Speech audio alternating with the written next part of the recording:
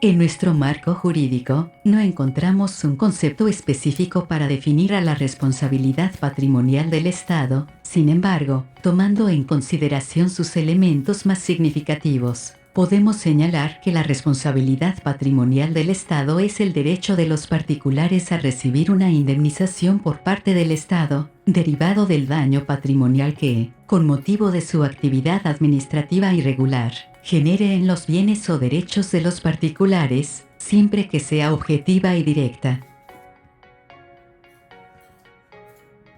Es objetiva porque basta la existencia de cualquier daño en los bienes o en los derechos de los particulares, independientemente de que exista negligencia, dolo o intencionalidad de quien la genera, para que proceda la indemnización correspondiente. La única limitante es que derive de actos realizados de manera irregular, a lo que nos referiremos más adelante.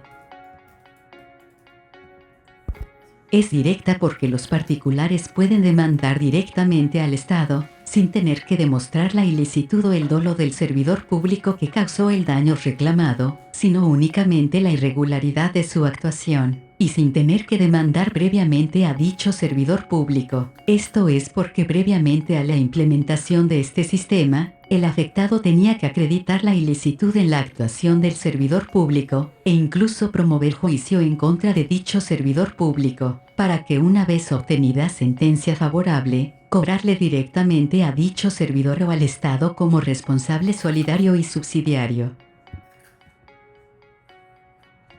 Una vez definidas estas dos características de la responsabilidad patrimonial del Estado, es importante definir qué es la actividad administrativa irregular. Por actividad administrativa irregular, debemos entender aquella actividad, acción u omisión, que se realiza u omite en contravención a los estándares promedio de funcionamiento de la actividad o servicio público de que se trate, originando daños a los particulares.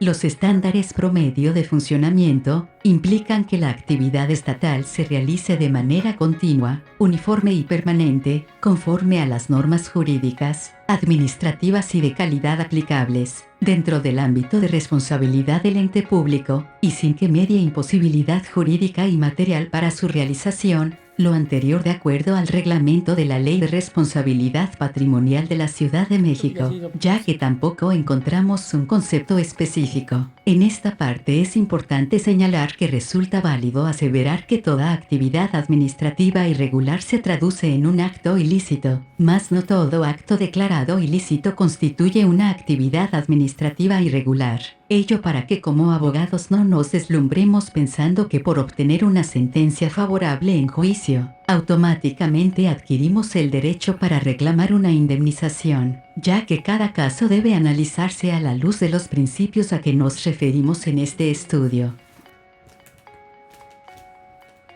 Ahora bien, el daño patrimonial para efectos de una reclamación es el daño o perjuicio causado a una persona que se traduce en la disminución o menoscabo del patrimonio del particular en sus bienes, derechos o persona. Es el elemento esencial de la responsabilidad patrimonial, ya que sin daño o perjuicio no existiría algo que reparar. Pero quizá el elemento más importante que debemos acreditar en la reclamación es el denominado nexo causal, que es el vínculo que debe existir entre la actividad irregular y el daño causado, ya que debe acreditarse la relación de causalidad que existe entre el funcionamiento irregular de la actividad o servicios públicos y el daño que se causó al particular, ya que si no se comprueba ese vínculo, no podrá reclamarse la responsabilidad patrimonial del Estado. La reclamación debe presentarse, opcionalmente, ante la dependencia o entidad presuntamente responsable, o bien, ante el órgano de control estatal o federal, según sea el caso, lo que generalmente conocemos como órgano interno de control, Contraloría, o función pública. El plazo general para reclamar es de 1 año. Este plazo generalmente se suspende con la interposición de algún medio de defensa en contra del acto irregular, y decimos generalmente porque algunas leyes estatales no lo regulan. Asimismo, este plazo se computa a partir de que se hubiera producido la lesión patrimonial o hubieran cesado sus efectos lesivos, si son de carácter continuo. En algunos casos se prevé un plazo de 2 años cuando existen daños físicos o psíquicos.